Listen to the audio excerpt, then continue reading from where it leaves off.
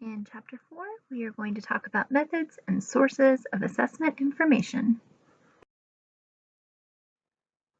As a reminder from our previous chapter, the best practices in terms of assessment dictate that we should really use multiple sources of information and multiple methods of information in order to make sure that we are getting the full picture of what's going on with our clients. And so, as a reminder, there are different ways that we can collect information and data, which is that information that comes from testing and assessment. And those include interviews, observation, testing, and collateral, all of which we are going to talk about in more depth in this chapter. So again, we have different kinds of data that we're going to collect, and those include different kinds of assessment strategies that we would use to collect those data. And so we are going to talk about formal and informal assessment strategies. For formal assessment strategies, these are pretty standardized approaches. So there's a lot of structure to the way that we would collect information. It's important with formal assessment that we follow directions very closely, and there's usually some sort of strict administration procedure that we would use for these different kinds of data that we would collect. So it's important to make sure that we're following procedures and that we are collecting data in a uniform sort of way. So every time that we would use a formal assessment, our end of things as the person giving the assessment should look and sound almost identical. And so there are different advantages and disadvantages to formal and informal assessments that we'll explore a little further. But one of the advantages for formal assessments is using the standardized approach. Then we can say that we have pretty reliable data because we know that we have sought out that information in the same sort of way for every single client that we have interviewed or used any kind of testing with. So relating back to those 4 types of data, in terms of interviews, in formal assessment, we would use what's called structured interviews or semi-structured interviews. So with structured interviews, we have a pretty strict protocol. We go through, we ask the questions in the order that they're asked, in the way that they're written, and we don't really deviate from that. So it's a pretty standardized interview in which no matter who is giving that assessment, they're going to ask the same questions the same way and get the same sort of information. Now, a semi-structured interview has those guidelines, so they do have the different questions that you would ask, but there is some flexibility to deviate from that if, for example, you would need to gather further information about something, or if you needed to take some time to pause and attend to a client's emotional situation while they're describing some of this information. So semi-structured interviews still have that structure component, but they do give you some flexibility to be able to adapt that a little bit to the client's needs and your needs in the moment. So then in terms of tests, we have those standardized tests and inventories, and so we'll talk about a lot of those later in the course, but these are tests that have pretty strict instructions, very clear expectations and procedures for giving them to clients, and knowing exactly how someone's supposed to fill it out every single time. So then in terms of observations, our formal assessments would look like different kinds of rating scales. So we might use these, they're essentially like checklists or ways that we would monitor the client's behavior and then rate different types of behavior based on different items that are included in the inventory. We would use event recording. So we might, for example, do something like a case note using this type of structure. So you would record specific types of information about different events that might have happened during the school day, during the session, during different instances when you would be able to make observations of the client. And then duration recording. So wanting to make note of how long things are going on and how often things are going on. And again, all of these observations are being done by the clinician and not by the self-report of the client alone. And talking about informal assessments, informal are assessments that include instruments or strategies that are a little more flexible. They provide a lot more opportunity to cater to what is needed in the moment for the client or for the student that you're working with. And so we don't have reliability or validity information for these types of assessments because they're not given the same way for everyone. So they're not really designed to be measured for things like consistency or validity. We are just using procedures or interpretation to be able to make clinical judgment. And counselors use informal assessment strategies all the time in schools, in communities, in a lot of different settings. So informal assessments may sound like they're not as good as formal assessments because you don't have validity or reliability, but there are a lot of things that are happening with a client that aren't necessarily captured by those more formal assessments. And so use of these informal assessments can help capture some of the context or some of the details of what's going on that might be missed by some of those formal strategies. And again, best practices in assessment says that we would use more than one way of gathering information. So you might use a combination of formal and informal assessment strategies to be able to get a full picture of what's going on for the client or the student that you're working with. So in terms of interviews, we have unstructured interviews, which are just opportunities to talk with a client or a student without any kind of guided protocols. And again, we have those semi-structured interviews, which can be more informal.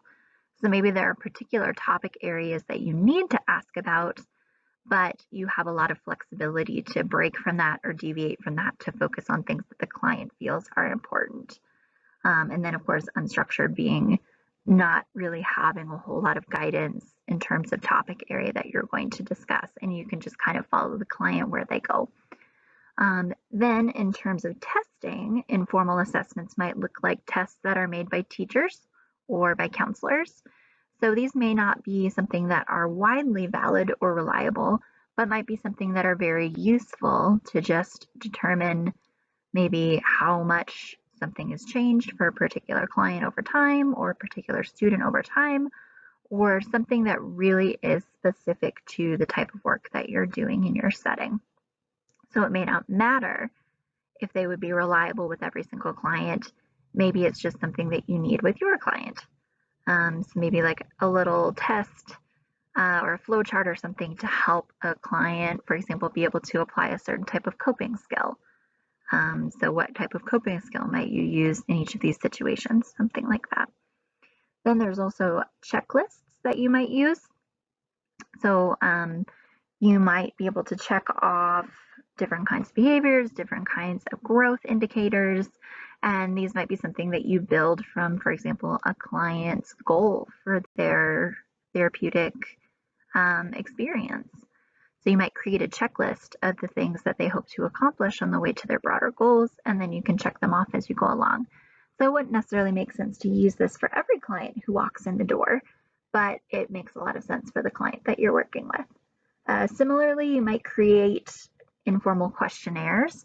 A great example of this would be a type of questionnaire someone would fill out before an intake interview. So these might be things that are just specific to your setting or your clients that you work with. Projective drawings and work samples. So you might have children draw things. You might look at different ways that they could practice using skills and monitor growth. So there are a lot of different opportunities to get a little bit creative with informal assessment strategies as well. So then with observations, informal assessments would look like the raw notes that you might take.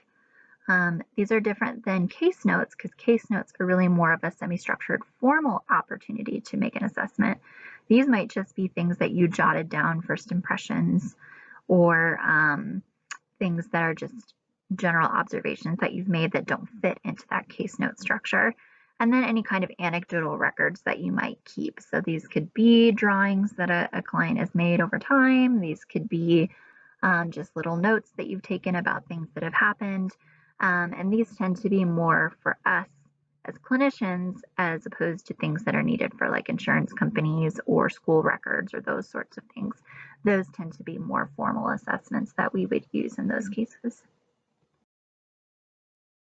Now Let's talk about the initial interview, or we call this the intake interview a lot. So you may hear it referred to both ways.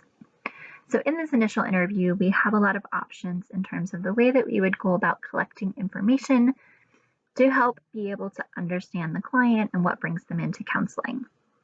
So we can make this an unstructured interview, in which case we would just kind of talk with the client. So it's a little less clinical.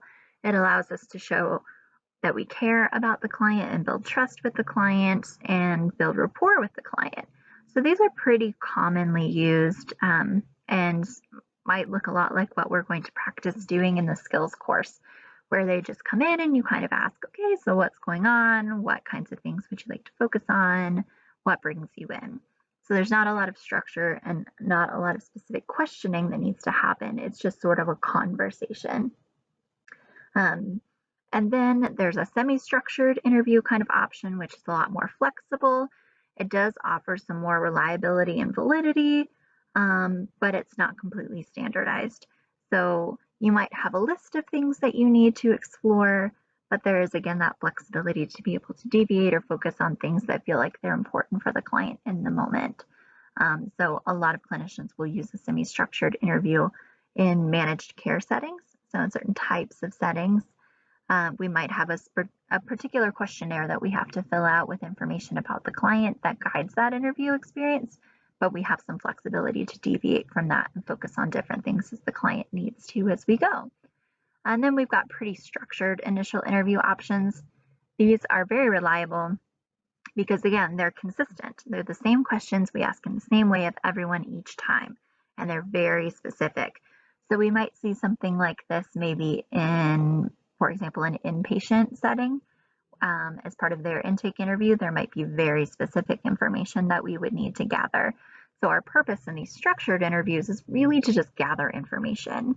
We're not building rapport. We're not doing therapy in these moments. We really are just capturing all of the information that we need to be able to maybe match the client up with the level of care that they need or the type of services that they would need. So here we just have some examples of the type of interview information that we might focus on in an unstructured or even a semi-structured interview. So if, for example, we paired this up with an intake questionnaire that someone would complete, we might use that as a way to provide some semi-structure to the conversation, walking through each of these things as the client has answered them. Or it's more of an unstructured interview where we're just hoping to focus on some or all of these things. And so it's important to understand, for the point of an intake, to gather as much information and background as we can. And we talked a little bit about this in our diagnosis class because it's important to understand the context and to potentially lead for diagnosis. But it's also important to just understand these things in terms of the context of the client and being able to make sure that we are able to match them up with the services and the level of support that they need. So in thinking about that initial intake interview, we have to think about the physical environment. So making sure that they're in an environment that feels like it's private, that feels pretty comfortable, in a space where it feels like they're able to be on equal level with the counselor and not like the counselor is maybe having more power than they are in that environment. So it's just important to think about not just the structure of the interview, but the structure of the environment for the interview. We, of course, want to go through informed consent, so it's really important to explain what the intake interview is about, why we use it, what is going to happen with the information that we gather, and then, of course, we want to go through those exceptions to confidentiality before we start that process so the client really understands the limitations and what their rights are in terms of the relationship. We want to stick to open-ended questions. Or if you're using a structured interview, we need to make sure that we're sticking to the guidelines and the protocol for administration of that interview. And it's helpful to explain to the client what to expect. So if you're using more of a semi-structured or an unstructured format, you would explain to the client, I'm going to ask a lot of questions. This might look different than a typical session would, where I wouldn't ask you as many questions, but I just want to get a good sense of what's going on. And if we're using a more structured interview setting or a new structured interview protocol, then we would make sure to explain, I need to gather some information from you to make sure that we're able to provide you the services that you need. And so for this initial appointment, I'm just going to have to go through this paperwork and make sure that I gather as much information as I can to make sure that we can help you. And then we always want to make sure that we're paying attention to nonverbal information. So a client may indicate that something is upsetting for them, or that there's more information to be gathered, or maybe that they're not being truthful with us just based on that nonverbal information that we might observe. So again, this is where we're collecting multiple types of data, not just the answers to the questions as the client reports them, but based on our observations of that verbal and nonverbal information and the way that they're telling us the information that we're asking for. So in terms of testing, both formal and informal, we would use this type of data collection strategy for multiple different reasons. So we might use it as a screening tool. So we might screen for certain types of diagnoses or certain types of issues or ability level so that we can really determine what kinds of supports a client needs. There are a whole bunch of different kinds of assessments available for classifying or diagnosing certain types of symptoms. Selecting or placing a client for services, or particularly in a school, we might do different kinds of testing to identify students who might need additional supports, or to be in a group that we're putting together as a school counselor, or placing them maybe in certain types of classroom settings. Assisting in interventions or treatment planning. So there might be different kinds of tests that we would use to determine maybe level of severity of different kinds of diagnoses so that we can determine what kind of intervention is going to be appropriate. We might also use testing or assessment to determine if certain types of interventions or theories might be appropriate for a client. We might use testing and assessment to monitor progress, to monitor outcomes. And again, we might use those formal methods of testing, or we might use informal methods of testing that we've developed specifically for our setting, depending on what we focus on. And then in terms of research, we might use testing to just test out different kinds of hypotheses or explore different kinds of research questions or collect data so that we can learn more about what's going on about a particular construct or area of interest.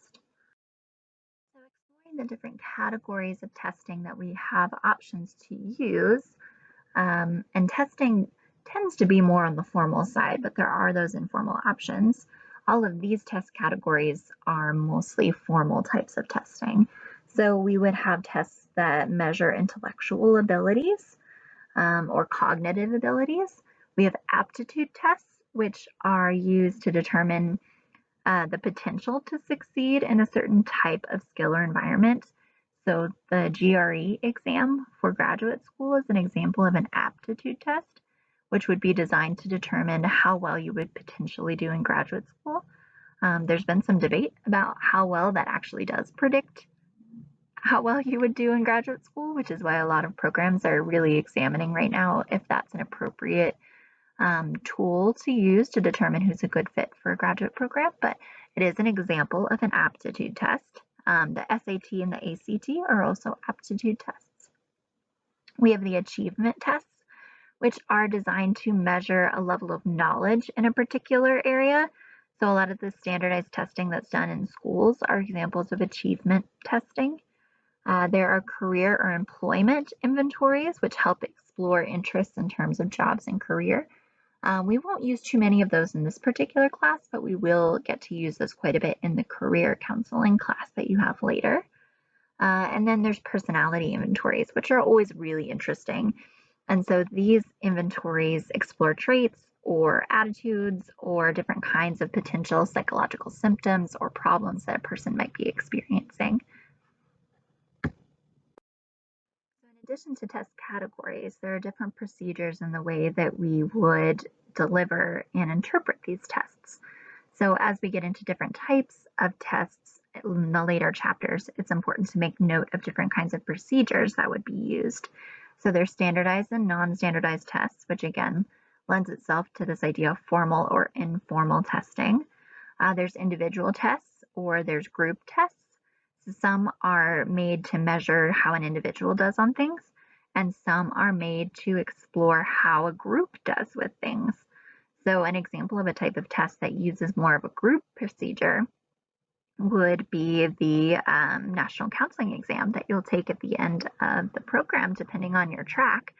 And so in this testing, they actually take the group average as the norm, and then they determine who got the 50th or 60th percentile based on their group, and that's how they determine if you pass the test. So it's not a benchmark test like an individual test, but it's based on a group average or a norm.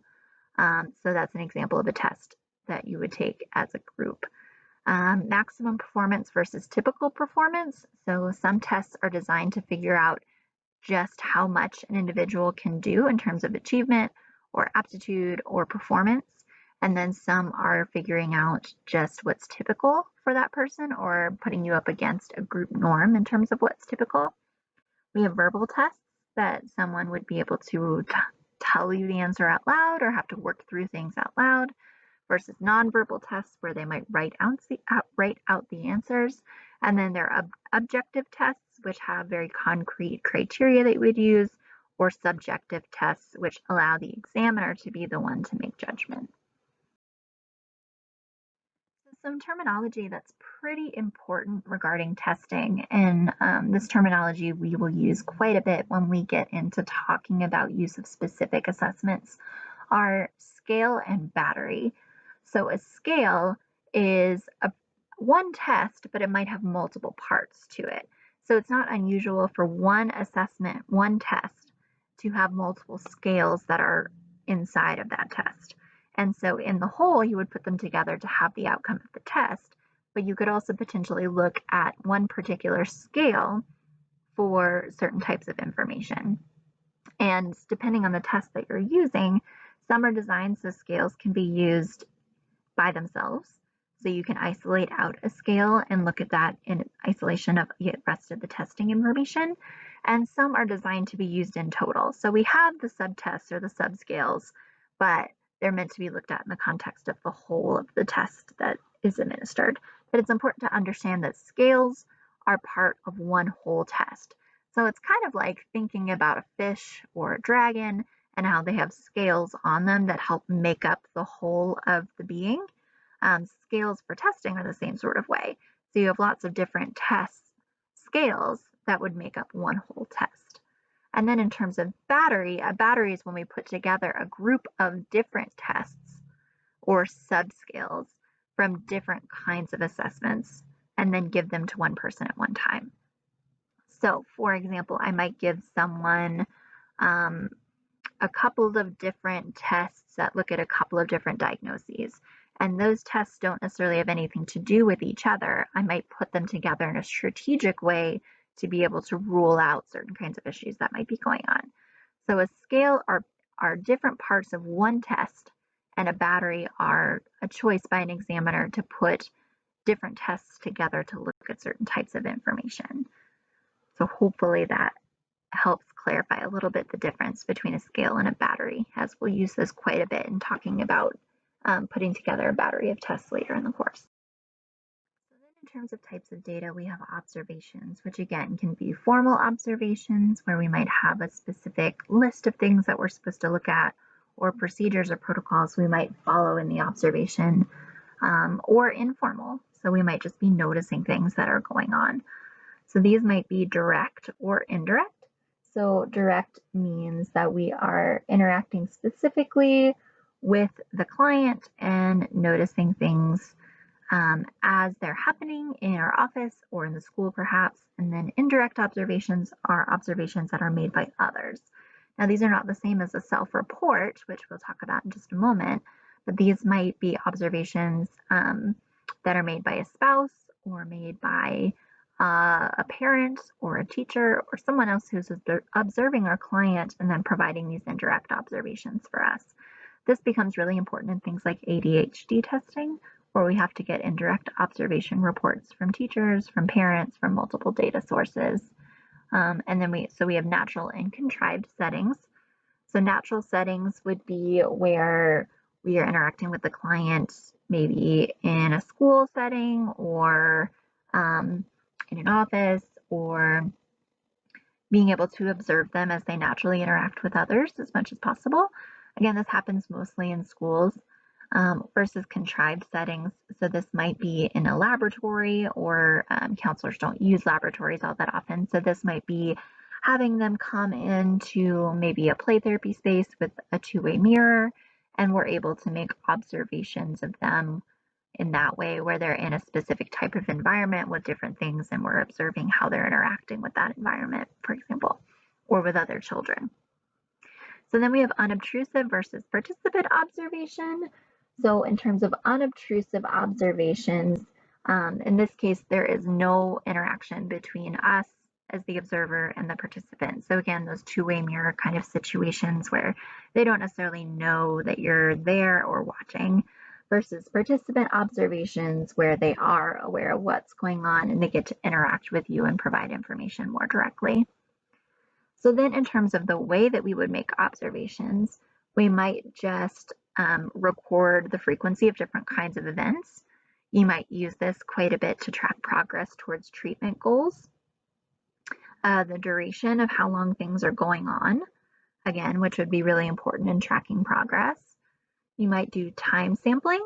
So this is also called interval sampling, where you might just look at things in specific periods of time, seeing if things are present or not present during that time. This sounds really complicated, but this would be something like if there's 1 week between each of our sessions, I might ask a client if they had had a panic attack since the last time they came in. So that's particular interval sampling, knowing how many panic attacks might have occurred between their appointment 1 week ago and their appointment today. So again, it sounds complicated, but it's actually something we do all the time. We might have rating scales, so something like a behavioral checklist that we might use to evaluate certain behaviors from a client that we would observe. And then there's always just anecdotal, informal records that we might keep of different observations as we're noting as we work through situations with a client or a student. So then in terms of self-reporting, these would be things that the client would tell us. And these are just observations the client is making themselves, usually outside of our sessions or outside of the school. So these are typically more informal, but they might be journals or diaries or things like letter writing, as we talked about in the couples and family course, stories or poems that they might make. They could also journal like how often things are happening, or journal thoughts that might be coming up for them. But these are things that are provided by the client, and we don't necessarily have any sort of way to substantiate those things just through self-monitoring. So this is often what we call self-report. And you might, in your clinical notes, include something like less panic attacks this week by self-report of the client. So again, we would want to potentially look at pairing this with different kinds of assessments so that we could substantiate the things that the client is saying, but there is also inherent value in the client being able to monitor their own progress.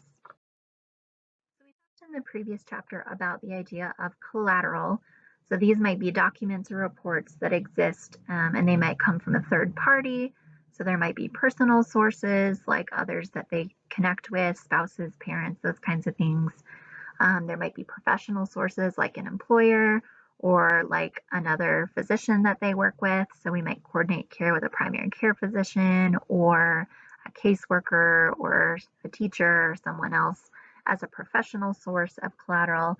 And then any kind of records. So these might be court records, these might be medical records, these might be previous diagnoses that we can get copies of, or other kinds of testing and assessment that have been done by other professionals that we might have.